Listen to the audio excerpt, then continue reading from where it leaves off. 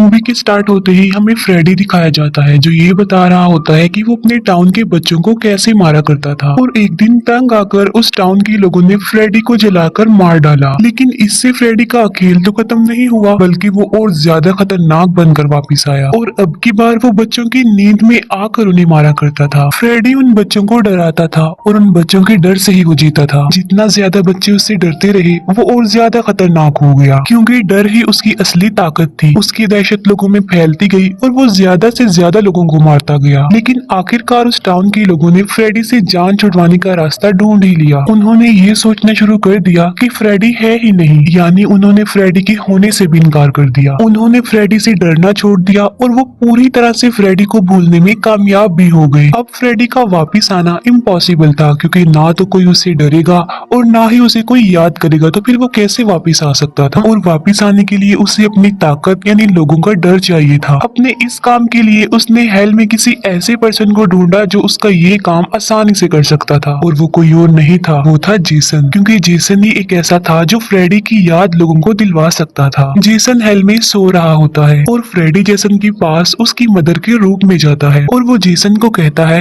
कि जेसन जाग जाओ और उस टाउन में जाओ और वहाँ के बच्चों को मारना शुरू कर दो। अब क्योंकि फ्रेडी जेसन की मदर के रूप में आया था तो जेसन अपनी माँ की बात से इनकार नहीं कर सकता था और वो जाग जाता है और अपनी मंजिल की तरफ बढ़ता है। इसके बाद हमें एक लड़की लॉरी दिखाई जाती है जो कि अपने फादर के साथ रहती थी। उसके फादर घर पर नहीं थे तो उसकी दोनों फीमेल फ्रेंड्स उसके साथ ही होती हैं। लॉरी की फ्रेंड्स अपनी बाकी फ्रेंड्स को भी बुला लेती हैं ताकि लॉरी का दिल बहल जाए। क्योंकि लॉरी अपसेट थी, वो बताती है कि मैं अपने बचपन के फ्रेंड विल को काफी मिस कर रही हूँ और विल भी उन लोगों में से एक था जो उस टाउन से गायब हुए थे और उसका कई सालों से कुछ भी अता पता नहीं था। लॉरी का एक फ्रेंड किचन में जाता है और वो देखता है कि पिछला दरवाजा तो खुला हुआ है और ये एक अच्छा हिंट नहीं था क्योंकि पिछले दरवाजे से जेसन अंदर आया था। लॉरी के उस फ्रेंड को अपने बाकी फ्रेंड्स की फिक्र हो रही थी क्योंकि वो ऊपर वाले फ्लोर पर थे। जेसन ऊपर जाता है और उन फ्रेंड्स में से एक को बड़े ही ब्रूटल तरीके से मार डाला। वो लोग पैनिक करते हुए बाहर आ जाते हैं और वहाँ से एक डिप्यूटी भी गुजर रहा होता है और इतनी ही देर में पुलिस भी वहाँ पर पहुँच जाती है। डेड बॉडी की इतनी बुरी हालत देखकर एक officer senior police officer sheriff को कहता है कि मुझे तो लगता है कि ये फ्रेडी का ही काम है और तब शेरिफ उस पुलिस ऑफिसर को चुप रहने को कहता है, लेकिन उनकी बातें लॉरी सुन लेती है। यहाँ पर फ्रेडी का मकसद पूरा हो जाता है, यानी जेसन की वजह से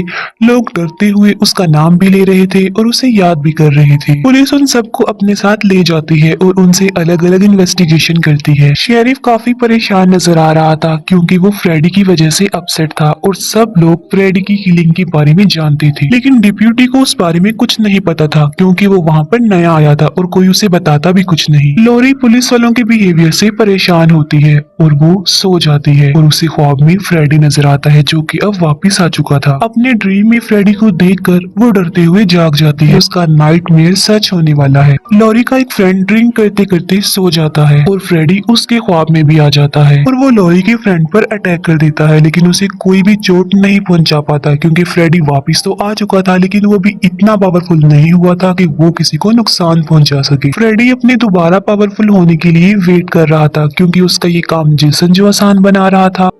लॉरी का फ्रेंड नींद से जाग जाता है और वो देखता है कि उसके फादर उसके पास ही बैठे हुए हैं लेकिन कुछ बोल भी नहीं रहे हैं और ना ही कुछ मूवमेंट कर रहे हैं और जैसे ही वो अपने फादर को टच करता है उनका सर धड़ से अलग होकर नीचे गिर जाता है। कुछ सोचने समझने का मौका दिए बगैर ही जेसन उसे भी मार डालता है। इसके बाद हमें एक हॉस्पिटल दिखाया जाता है जहाँ पर एक लड़का जिसका नाम विल होता है वो टीवी पर न्यूज देख रहा होता है। टीवी पे उस वक्त लॉरी के घर की ही न्यूज चल रही होती है और ये वही विल है जो लॉरी का बचपन का फ्रेंड है और उस टाउन से गायब हो गया था। और जब वो लॉरी के घर की न्यूज देखता है तब वो परेशान हो जाता है ये सोचकर कि कहीं उसके फादर ने लॉरी को मार तो नहीं डाला क्योंकि उसने लॉरी के फादर को अपनी वाइफ का मर्डर करते हुए देखा था। विल ये बात अपने एक फ्रेंड से शेयर करता है जो उस वक्त उसी के साथ वहीं पर होता है और यहाँ पर हमें ये बात पता चलती है कि वो दोनों फ्रेंड्स और वहाँ पर जितने भी लोग थे वो सब फ्रेडी के विक्टिम्स थे, इसीलिए उन्हें टाउन से दूर यहाँ हॉस्पिटल में रखा गया था और उन्हें यहाँ रखने का मकसद ये था कि वो कोई भी फ्रेडी के बारे में किसी को भी कुछ भी ना बताए और वो सब फ्रेडी को भूल जाए। और पुलिस इस काम में कामयाब भी हो गई थी। अब वो लोग फ्रेडी की विक्टिम थे, लेकिन फिर भी फ्रेडी ने उन्हें इसलिए नहीं मारा क्योंकि इतने सालों से उन्हें वो ड्रग दिया जा रहा था जिसमें उन्हें ड्रीम ही ना आए, और अगर उन्हें ड्रीम नहीं आएंगे तो फ्रेडी भी उन तक नहीं आ पाएगा। विल को लॉरी की फिक्र हो रही थी और उसकी ऐसी हालत देखकर उसके फ्रेंड को एक आइडिया आता है। वो एक वर्कर का वॉलेट चुरा लेता है जिसमें वहाँ की कीज भी थी और वो दोनों वहाँ से भाग जाते हैं। लॉरी ट्राई कर रही थी कि उसे नींद ना आए क्योंकि जितनी बार भी वो सो रही थी उसे उसके ड्रीम में फ्रेडी नजर आ रहा था, और इसीलिए वो स्कूल जाने को ही प्रेफर करती है। अपने फादर की मना करने के बावजूद भी वो स्कूल चली जाती है। एक ऑफिसर लॉरी के फादर को बताता है कि हॉस्पिटल से विल और उसका फ्रेंड भाग चुके हैं। ये सुनकर लॉरी के फादर को काफी गुस्सा आता है क्योंकि इतने अरसे से लॉरी और विल को एक दूसरे से दूर रखने का प्लान उसी का था। स्कूल पहुंचकर लॉरी को पता चलता है कि उसके एक और फ्रेंड की मौत हो गई है, और पुलिस का कहना था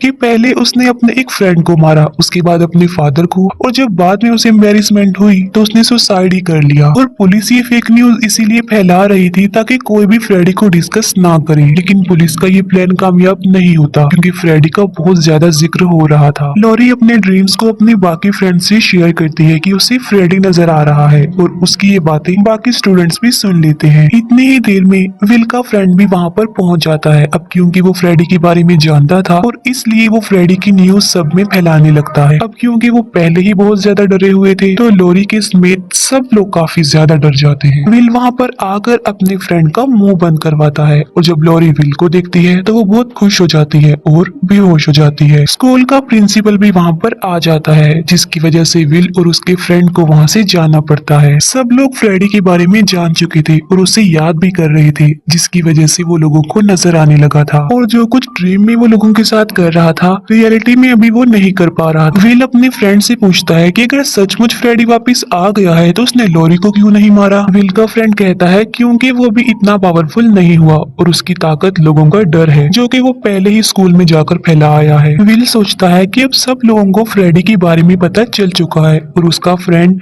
लोगों के दिलों में फ्रेडी की दहशत फैला चुका है, तो अब जरूर वो लॉरी को मारने की कोशिश करेगा। विल लॉरी के पास जाता है और लॉरी खुद को जगाने के लिए एक पार्टी अटेंड कर रही थी। विल लॉरी को सब कुछ बताने ही वाला होता है कि तभी लॉरी की फ्रेंड आकर उन्हें वहाँ से ले जाती है। नशे की हालत में लॉरी की एक फ्रेंड झाड़ियों की तरफ चली जाती है और उसे वहाँ पर उसका वो फ्रेंड नजर आता है जो कि अब मर चुका है। वो उसका पीछा करते करते एक फैक्ट्री में पहुँच जाती है। अब उस लड़की को वहाँ पर अपना फ्रेंड तो नहीं मिलता, लेकिन फ्रेडी मिल जाता है। अब उसे यहाँ पर फ्रेडी नजर आया तो इसका मतलब ये है कि वो लड़की सो रही है, क्योंकि ख्वाबों की दुनिया फ्रेडी की दुनिया है। वो लड़की फ्रेडी से बचने की पूरी कोशिश करती है और वो तब तक नहीं बच सकती थी जब तक कि कोई उसे नींद से जगा ना दे। अब रियलिटी में सोते हुए उस लड़की के पास कोई आ जाता है। फ्रेडी उस लड़की को मारने ही वाला होता है, लेकिन उससे पहले उसे कोई और मार देता है, और वो था जेसन। फ्रेडी का शिकार जेसन ने छीन लिया था और फ्रेडी देखता ही रह जाता है, क्योंकि रियलिटी में तो वो मर चुकी थी, जहाँ पर उसका ड्रीम भी खत्म हो चुका था, जहाँ पर फ्रेडी ने उसे मारना था। फ्रेडी का प्लान खराब होता नजर आ रहा था क्योंकि जेसन उससे उसकी किलिंग्स जो चुरा रहा था, और वो जेसन को रोकने के लिए कुछ कर भी नहीं सकता था क्योंकि वो ही तो उसे जगा कर लाया था, और उसका जगाना उसी पर भारी पड़ गया। जेसन एक लड़के को मारने लगता है और वो लड़का जेसन को जला देता है, लेकिन इससे जेसन को कोई फर्क पड़ने वाला नहीं था। जेसन जलता हुआ ही आगे बढ़ता है और अपनी मशेटी जिस पर आग लगी हुई थी उस लड़के के आर पार कर देता है। जेसन को जलता हुआ झाड़ियों से बाहर आता देखकर लोगों में हलचल मच जाती है। लोग पैनिक करते हुए खुद को सेव करते हुए इधर उधर भागने लगते हैं। लॉरी और उसकी एक फ्रेंड अपनी मरी हुई फ्रेंड की डेड बॉडी भी देख लेती है।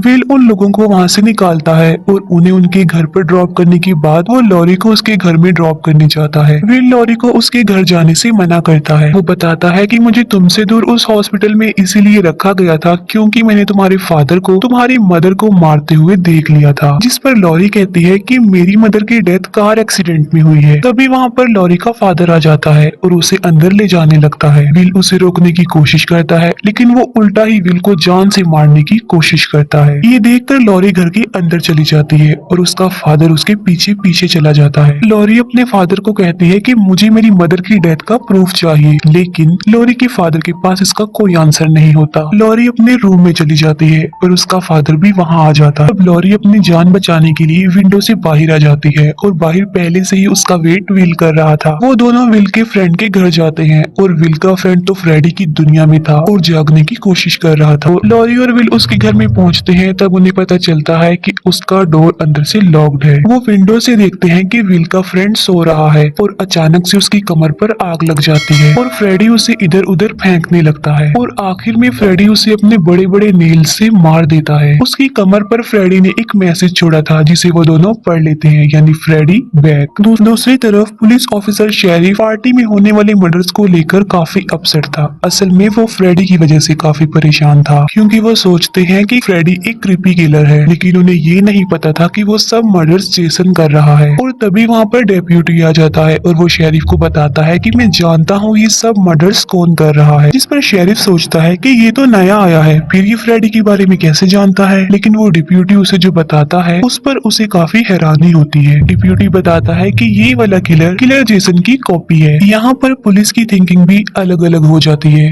क्योंकि सब लोग फ्रेडी पर बिलीव कर रहे थे और एक अकेला डिप्यूटी जेसन पर कर रहा था। वो डिप्यूटी लॉरी का एड्रेस लेने के बाद उसके पास जाता है जो कि अपने फ्रेंड्स के साथ होती है। अब यहाँ पर वो सारी कहानी समझ लेते हैं कि फ्रेडी ही जेसन को वापस लेकर आया है और जेसन ये सारी किलिंग्स कर रहा है और लोगों को तो यही लगेगा कि फ्रेडी ये सारी किलिंग्स कर रहा है और लोग फ्रेडी से डरने लगेंगे, उसे याद करेंगे जिसकी वजह से उसे पावर मिलेगी और वो वापस आ जाएगा। अब यहाँ पर फ्रेडी अपने मिशन में कामयाब तो हो गया लेकिन जेसन उसके कंट्रोल में नहीं आ रहा था क्योंकि फ्रेडी के बस में ये नहीं था कि वो जेसन को क्लोज करे। इस सब डिस्कशन के दौरान लॉरी एक गहरी नींद में सो जाती है। फ्रेडी को देखती है जो कि उसे मारने लगता है। फ्रेडी का कान पकड़ लेती है और तभी वे लॉरी को जगा देता है और वो देखती है कि उसके हाथ में फ्रेडी का कान आ गया है। ख्वाबों से बचने का ट्रीटमेंट विल से बेटर और कौन जान सकता था क्योंकि इतने अरसे से वो ख्वाबों से बचने का ड्रग्स जो ले रहा था वो उस ड्रग को लेने के लिए हॉस्पिटल में जाते हैं। लॉरी का एक फ्रेंड उन सबसे अलग हो जाता है और सो जाता है। तभी फ्रेडी एक ड्राउनिंग क्रिएचर में वहाँ पर आता है और लॉरी के उस फ्रेंड में घुसकर वो उसे पोजेस कर लेता है और उसे पोजेस करने का मकसद ये था ताकि वो सारे बेहोशी वाले ड्रग को फेंक दे और वो ऐसा ही करता है। बाहर से डिप्यूटी और उसका एक फ्रेंड उसे ऐसा करने से रोकने की कोशिश करते हैं और तभी वहाँ पर जेसन आ जाता है। लॉरी का फ्रेंड तो वहाँ से बच जाता है लेकिन वो डिप्यूटी मारा जाता है। वो सब वहाँ से भागने लगते हैं लेकिन लॉरी का वो फ्रेंड वहीं पर खड़ा रहता है जिसे फ्रेडी ने पोजेस किया था। उसके हाथ में बेहोशी की 2 इंजेक्शन थे और जैसे ही जेसन उसके पास आता है वो दोनों इंजेक्शन जेसन में इंजेक्ट कर देता है और ऐसा उसने इसलिए किया क्योंकि उसके अंदर तो फ्रेडी की सॉल थी जिसने उससे ऐसा करवाया। लेकिन बेहोश होने से पहले जेसन उसके 2 टुकड़े करने में कामयाब हो जाता है और अब फ्रेडी और जेसन दोनों एक दूसरे के आमने सामने आने वाले थे क्योंकि जेसन सो चुका था और अब वो जा चुका है फ्रेडी की दुनिया में, यानी नींद और ख्वाबों की दुनिया में। और फ्रेडी का प्लान ये था कि वो हमेशा की नींद जेसन को सुला देगा, लेकिन उसे ये नहीं पता था कि जेसन के मुकाबले का कोई नहीं। जेसन आते ही उसके दोनों हाथ तोड़ देता है, लेकिन इसका फ्रेडी पर कोई असर नहीं होता। बाद में फ्रेडी जेसन को बहुत ज्यादा मारता है,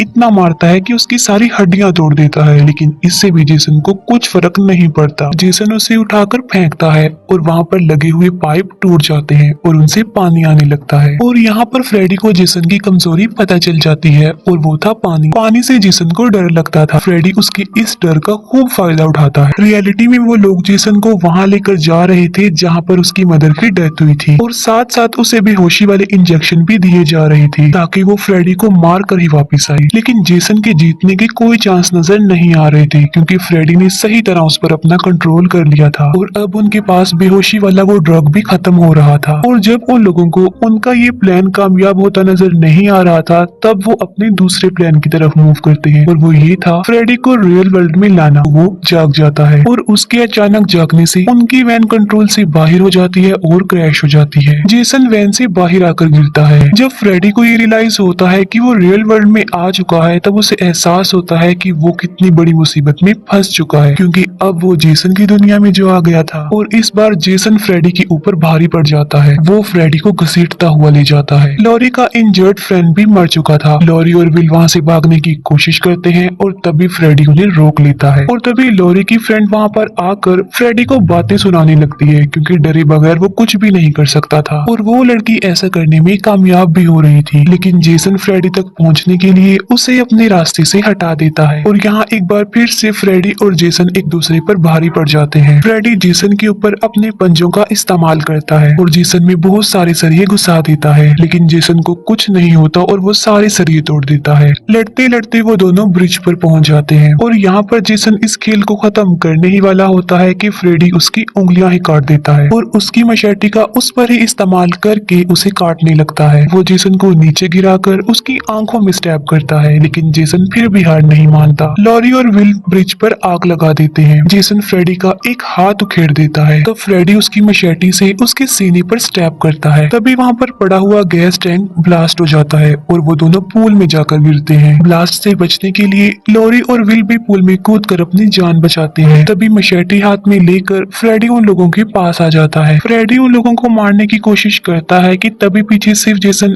आकर उसके क्लॉ हैंड को उसके आर पार कर देता है और पूल में गिर जाता है। फ्रेडी अभी जिंदा था और लॉरी मशेटी का इस्तेमाल करके फ्रेडी का सर ही धड़ से अलग कर देती है। फ्रेडी की बॉडी और उसका सर पानी में डूब जाते हैं। यहाँ पर उनका नाइटमेयर पूरा भी हो चुका था और खत्म भी हो चुका था। वो दोनों वहाँ से चले जाते हैं। Next morning Jason winner mood में पानी से बाहर आता है और रिवॉर्ड के तौर पर उसके हाथ में फ्रेडी का सर होता है जो कि अभी जिंदा था। फ्रेडी का फेस एविल स्माइल देता है और उसकी स्माइल के साथ ही ये मूवी यहीं पर एंड हो जाती है।